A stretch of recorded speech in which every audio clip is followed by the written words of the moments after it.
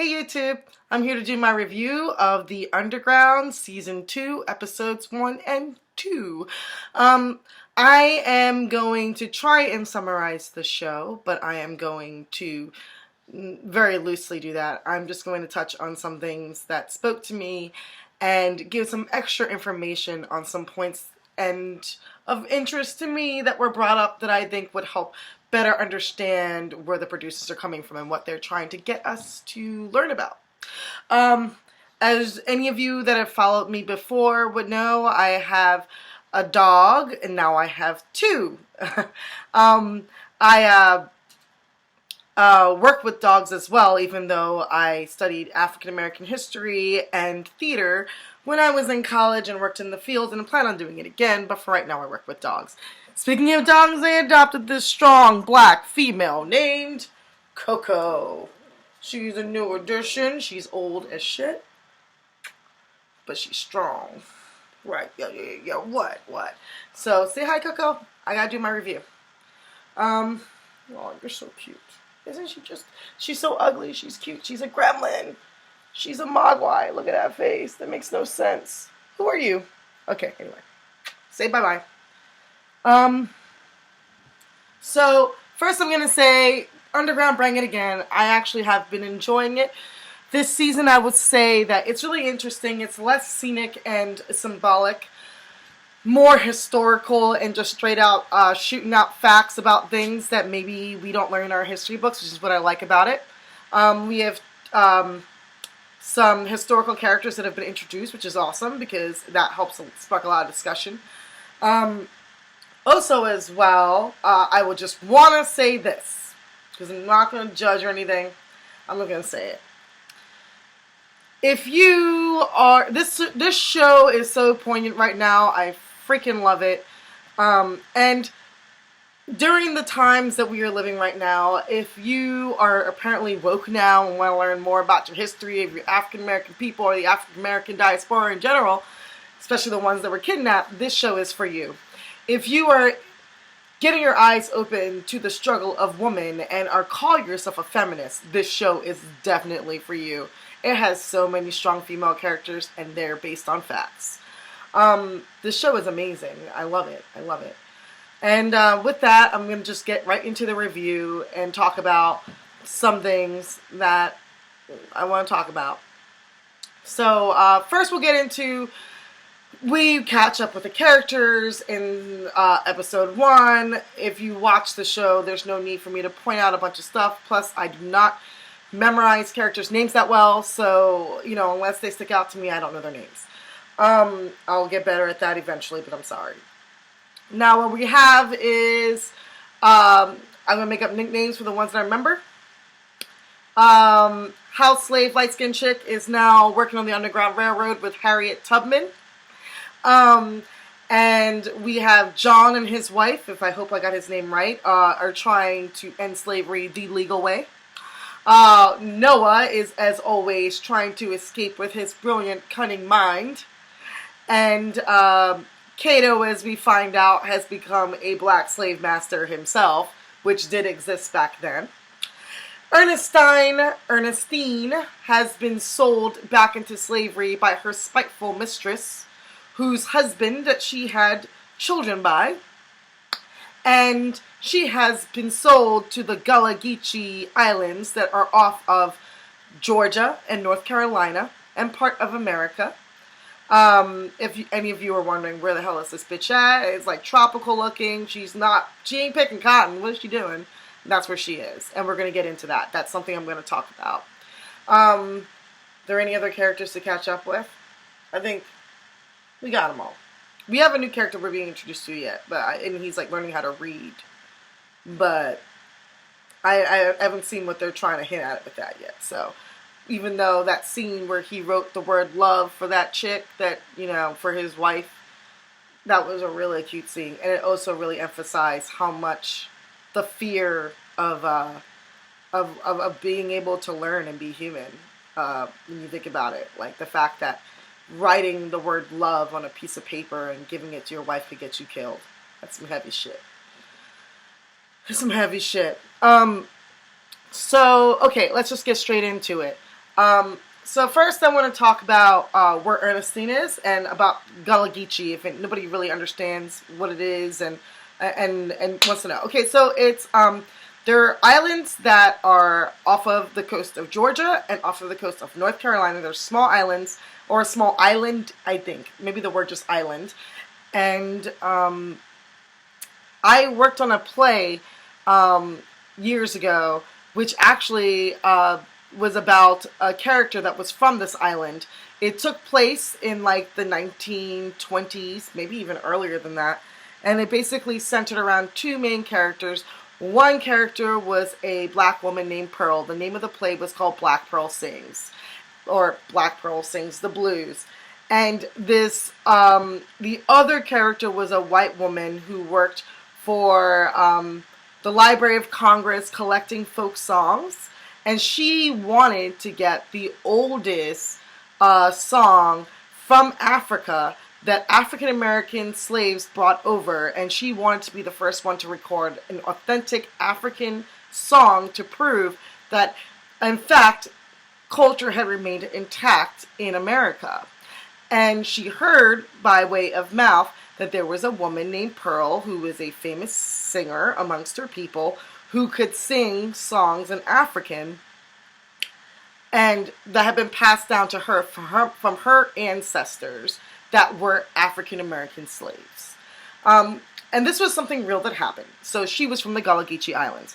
The Gullah GeeChee Islands, or the people from that island, are known in America through history for being a sector of African Americans that actually have preserved their West African culture pretty much almost identical to the way that it was before they were captured from their homeland. And there's a couple of reasons for this. I'm Bermudian, and so I can relate to this because we were able to preserve a lot of our cultural customs as well, being on a small island. The Gullah GeeChee people were specifically kidnapped to go to these islands off of Georgia and North Carolina because as a people in Africa, they were known for the farming of rice in rice paddy fields. So they were kidnapped and brought to these islands to do rice for the Westerners that were going to make profit off of it in America. Ernestine has been sold to a plantation like this, and that is why she's not picking cotton and she's putting her hands in water and pulling out what you think is grass, and why she's wearing the colorful colors she is and whatever, because so we'll keep on going. One thing also about the Gullah GeeChee Islands, which I learned from my research, is that Michelle Obama is in fact related to the Gullah GeeChee, and so is Michael Jordan. And I did not know that. They are from these islands. They have people, at least, from these islands off of the coast of Georgia and North Carolina. Sorry if I say a lot. Just thinking. I also did want to emphasize a fact I had made in a past review about how we perceive slaves that were captured and sold to America during the transatlantic slave trade. And one of those things is the perception of who was kidnapped. We tend to believe through history books in America to only think about the person after they arrived off of the slave ship. And the way that they are depicted in the slave ship, we don't, because they've been stripped down of their clothes and who they are, we just see naked people on a slave ship. And we don't really tend to think about the people that were being literally kidnapped, because that contributes to the atrocity that was chattel slavery. Let's think about this for a minute. Gullah GeeChee Island descendants are descendants of slaves from West Africa. They came from a particular village in West Africa that knew how to cultivate rice. So they came to America with a skill. The same way that a lot of slaves that were brought to the mainland came to America with a skill. We didn't just capture random bodies. We took princes and kings and queens and clergymen and blacksmiths and carpenters and nurses and doctors and medicine women. And the list goes on of people, and we stole them from their societies, their villages. And we also need to think about how deep that is. Because I guess just say, the United States of America, the Europeans, the transatlantic slave workers stole and kidnapped people that were valuable to a society and brought them to America to increase their own value. So we should always remember that when we think about our worth and how we were always people. Moving on from that, I wanted to also emphasize, because I have my notes over here to the right, it says that the culture of the Gullah GeeChee revolves around a history of growing rice, indigo, and cotton starting in 1750. And when it comes to rice, the Gullah GeeChee cultivated the same way for an estimated 300 years. The sweetgrass basket seen is the main tool for the process, and rice has a heavy presence in the diet as well. Also, another thing that was really interesting that I thought I should throw in here is if we wonder about how these people have contributed to the African American diaspora as well. Let's also remember that the song, if you know it, Kumbaya, Kumbaya, my Lord, Kumbaya, oh Lord, Kumbaya. That is a Gullah GeeChee West African contribution. That is words they brought from the African land to America and incorporated into a song. And yeah, it's been said diluted. We may not know where that comes from. That is actually its origin. Another thing I wanted to touch on in the show that was brought up with Ernestine's character is her drug use, and the idea of drug use during slavery. They would probably, it's quite, I don't know, it's a little bit twisted, probably what they want you to think is, you think about drug problem, you just think minorities. But have it known that it is a known fact that Southern whites have the highest addiction rate of any regional racial group in the country, and perhaps one of the highest in the world during the time of slavery.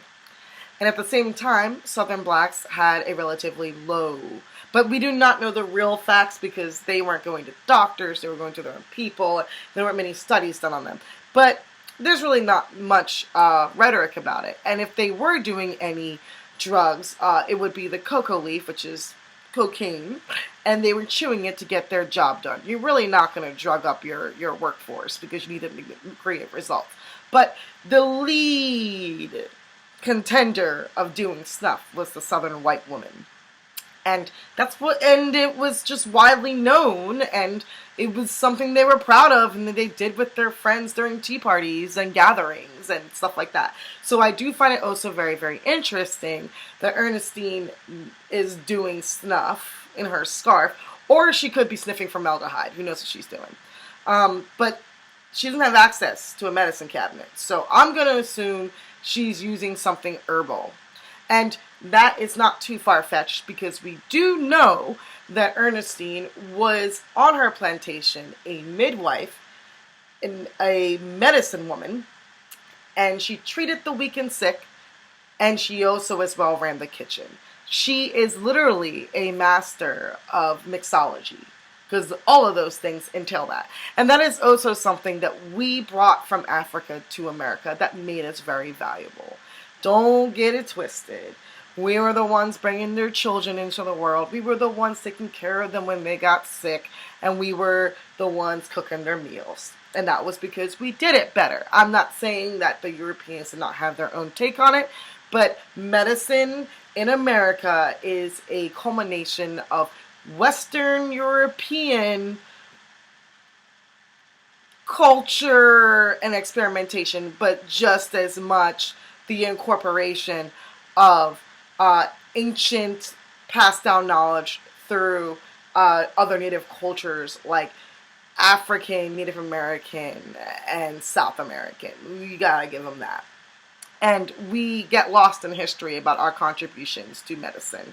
As you see in the episode 2, Ernestine was able to give Chickadoo a abortion drug, which was something that has been prevalent throughout time. When we also speak about women's rights, let's talk about this. Abortion was not something invented by a modern doctor. It has been something that women have done for centuries when they do not want a baby.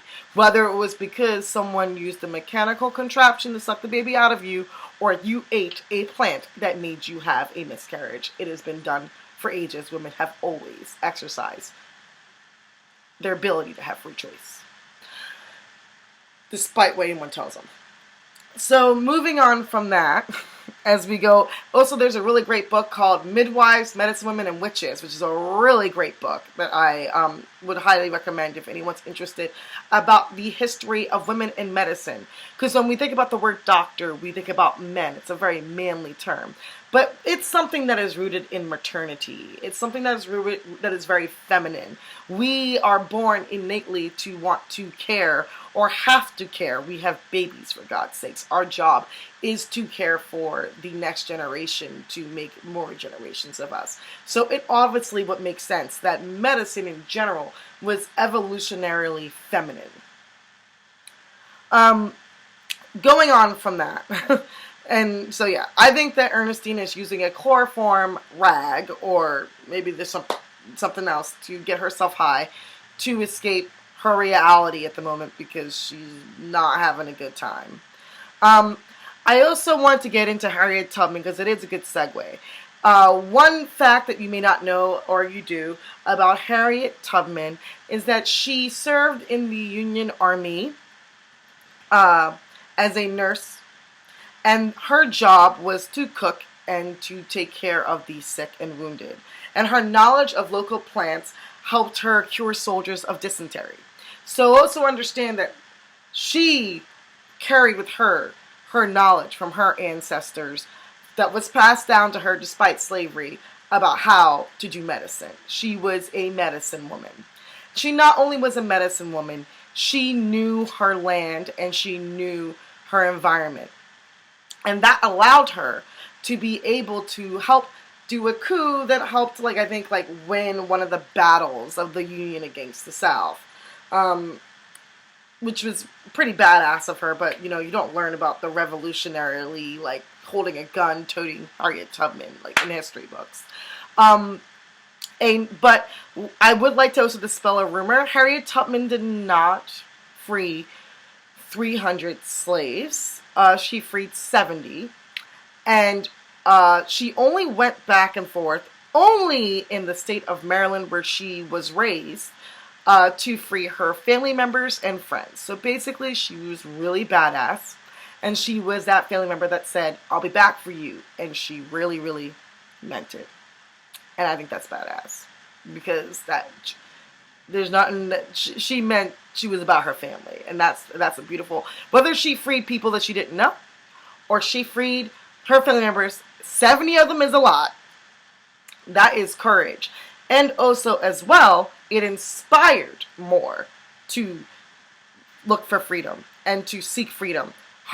That's what she's famous for. She's famous for creating a movement and literally freeing her own people, her family.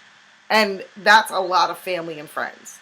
And she cared about this so much that she carried a small pistol while tracking her family up north and her friends up north, that she would use it to inspire the weak, meaning that when they felt weak and they couldn't make it anymore, she put a gun on them and told them that she'd either kill them or they got to keep on going. And that is badass as shit as well. Also as well, she had fainting spells, which was brought up in episode 1, I think, and she has a vision. And that is because it goes around that apparently she would have fainting spells and then she would have visions. I don't know about the visions part because, you never know what the artistic license of these white authors that interviewed her ass after she was on the Underground Railroad, after she was retired, and, just went and wrote her biography. It wasn't like she was chronicled during her efforts, because she was a fugitive then and they just wanted her dead. So we'll touch into that in a second. But she was hit when she was 12 by a piece of iron. I don't know what it was, but because she was in the way when it was being chucked at another slave, and it hit her, and as a result, she had narcolepsy spells where she would fall asleep out of nowhere. Definitely tells you what kind of abuse she must have suffered. That probably is the tip of the motherfucking iceberg.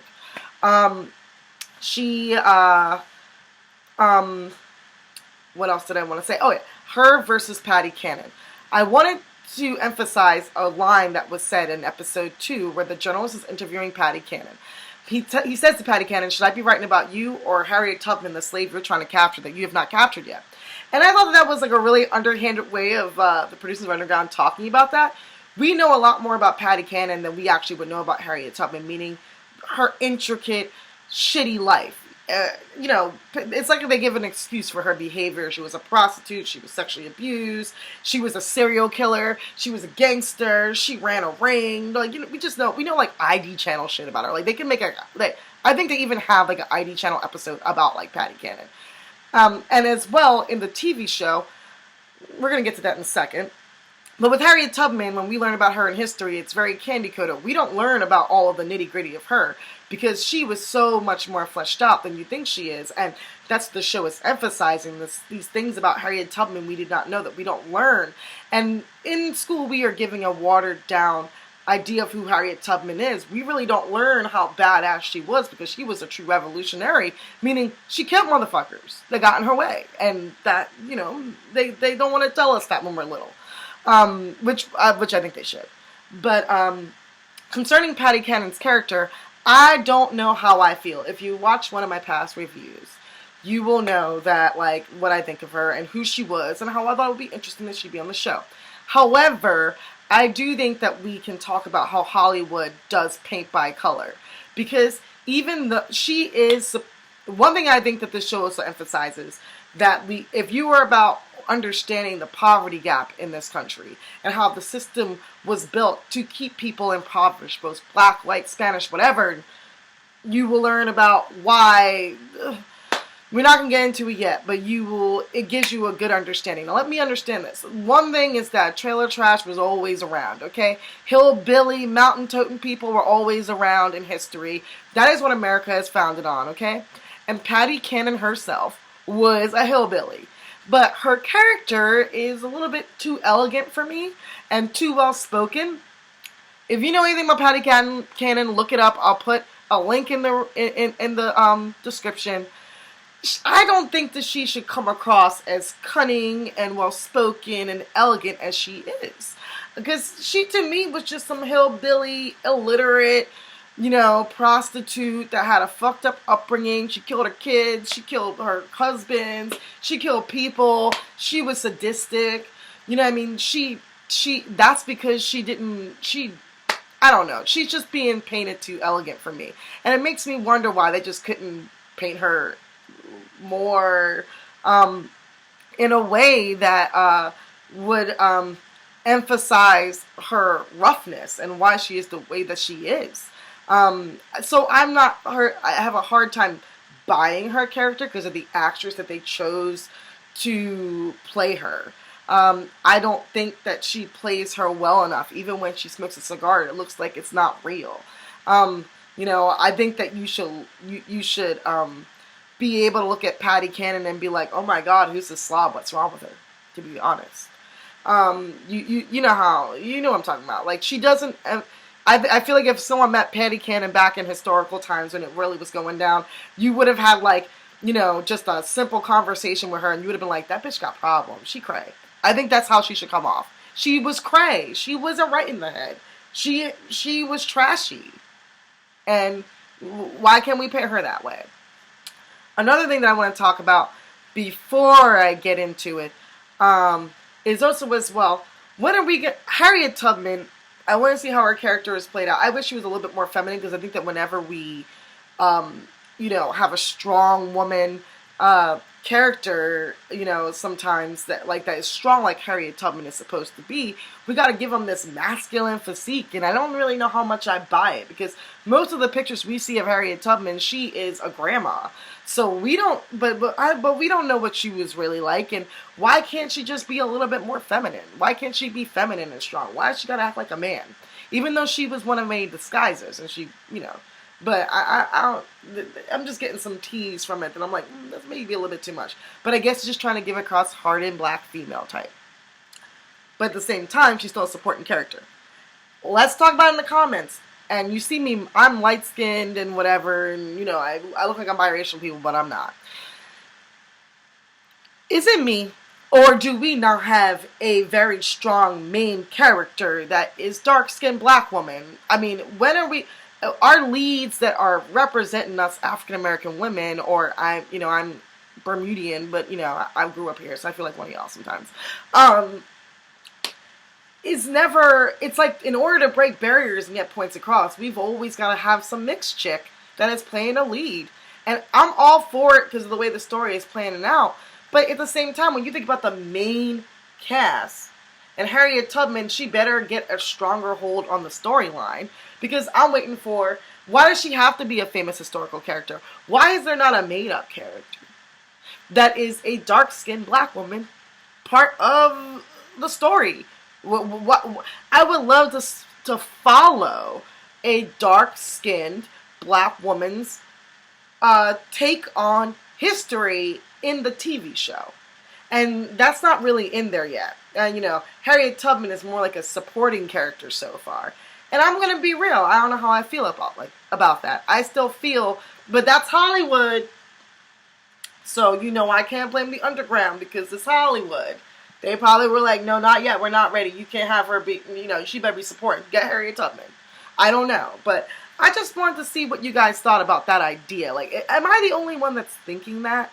That, like, it is just so much just to have a main character that we can fall in love with that doesn't look like... See, Ernestine and her daughter, who are the main black female characters, look like me. They don't look like my grandma. They don't look like some of my cousins. They look like me. And as a Bermudian girl who has, the African diaspora with my family, very, very light-skinned, white-looking people to very, very dark-skinned black people in my family, and we're a rainbow, I just feel like those people that I feel so connected to are not being represented in a very crucial time in our history where we can literally follow them and they're fleshed out and they have all this character. That and maybe it's just me. Clock me if I'm being wrong about it. The last thing that I am going to touch on is women and feminism during slavery. Like I said before, if you were about feminism right now, or the power of women, or women power, whatever you want to call it, then you should be watching this show, whether you were white, black, or whatever. Because this show is also talking about how women came together in a time. Women also tend to be more compassionate, towards each other. Because, the white woman was just as oppressed. I won't say just as, but she was oppressed too in the system.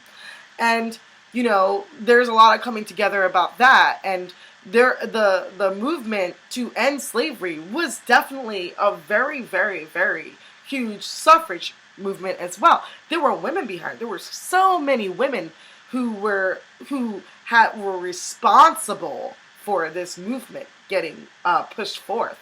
And I do like that the show is definitely showing that. You have this group that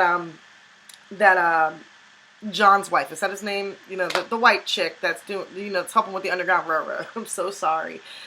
She has joined a group, and in that group we see that there are like black passers, and then there's like what passing is, like black women that look like they can pass for white, but then you also have like the black sophisticated women that are like probably free slaves, and then herself as a white woman, all banding together to end this atrocity that is chattel slavery.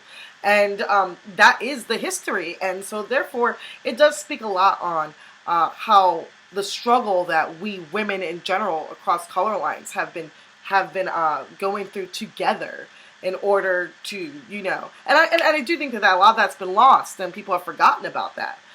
I don't know. So those are all that I have for my notes. And if I forgot anything, I'm sorry. I think I even, when I went on enough about the show with the Black Pearl Sings Gullah GeeChee Island thing that I worked on, I just didn't even complete it. All I'll say is that it was one of the best experiences of my life. It was a 2-person play, so there were only 2 characters, 2 lead women, 1 white, 1 black. The black woman that played Pearl, she had a beautiful voice, and she was such a lovely soul, and I enjoyed working with her. And this play actually ended up winning a Barrymore Award, where I live in Philadelphia, and it was an amazing play. And it was like she part of her, story, she had to sing a lot of folk songs, like old, real folk songs that had, that they would sing back in the day during slavery, and she killed it. And, at the very end, she does sing this all-African folk song that is an African-American song, which is what the white chick is, like, trying to get out of her because she wants to record it and, like, get famous for recording an authentic, like, song brought from Africa to America. Yeah, but it was definitely a very, very educational experience for me to work on the show. And I recommend, if the show is ever traveling and anyone ever sees that headline on their playbill, go see it. It's a good experience, and it's a good play. That'll be it, and thank you for listening, and obviously no loss of words because I'm just rambling. Let me know what you think in the comments. Bring up any points I forgot. Educate me about anything I misconstrued. And I will have my next review up after I watch the next episode, because I think that is tomorrow night. Or is it tonight? I think it's tonight. So I'll try and get a review up if I am inspired by what I see. Cato, I think, is going to introduce the subject of talking about black slave masters. His slaves are Irish slaves. I think that we can talk about Irish slavery. That's a very, very interesting subject. One that I definitely would love to touch on because I am a descendant of Irish slaves. Not all, but, Irish diaspora is up in this bitch. And I'm trying to think about what else they said that they were going to touch on. Noah's going to find out that he has a baby on the way. I think that's going to be interesting. How the hell is his chickadee going to continue doing what she's doing with a pregnant belly? We'll see. Yeah. See you next episode. My thumb, I cut it by mistake. So it looks nasty. Bye.